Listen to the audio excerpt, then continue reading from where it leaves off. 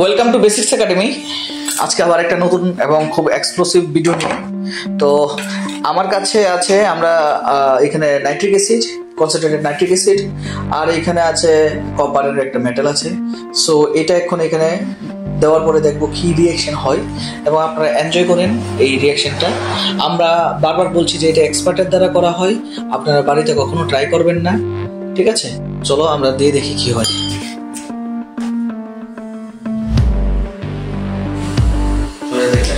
সুবিধা দেখে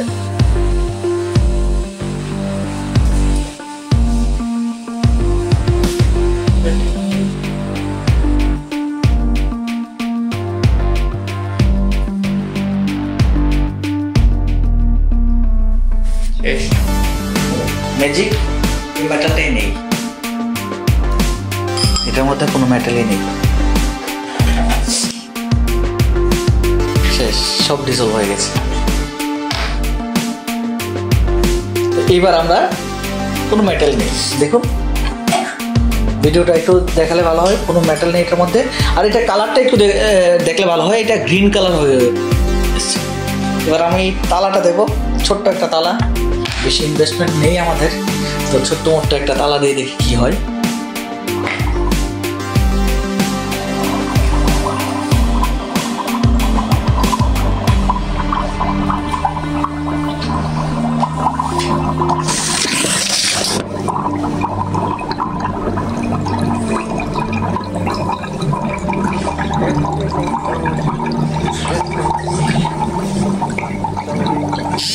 আপনারা যদি বলেন তাহলে দেখতে পারবেন এখান থেকে নাইট্রোজেন ডাইঅক্সাইড গ্যাস ইভলভ হচ্ছে এবং আস্তে আস্তে এটা অনেক এক্সোথর্মিক রিঅ্যাকশন।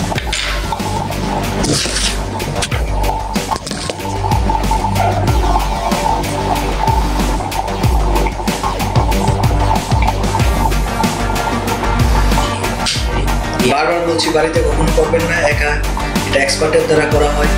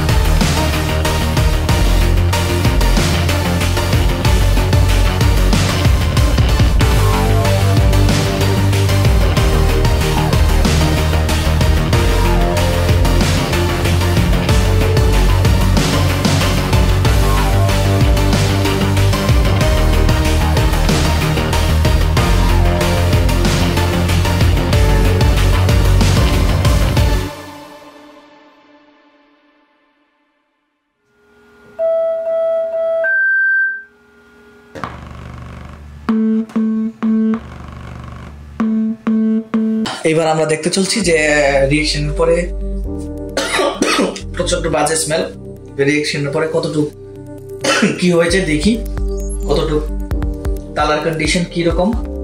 সো এই দেখুন তালার কন্ডিশন এরকম। সো তালার কন্ডিশন খুবই বাজে। প্রপারলি যদি আমরা দেখতে চাই তাহলে আমরা দেখতে পারবো, এই দেখুন তালার কন্ডিশন, এই হচ্ছে গিয়ে তালার কন্ডিশন, কিচ্ছু নেই, একদম টোটালি সবটা ডিজলভ করে ফেলেছে এখানে।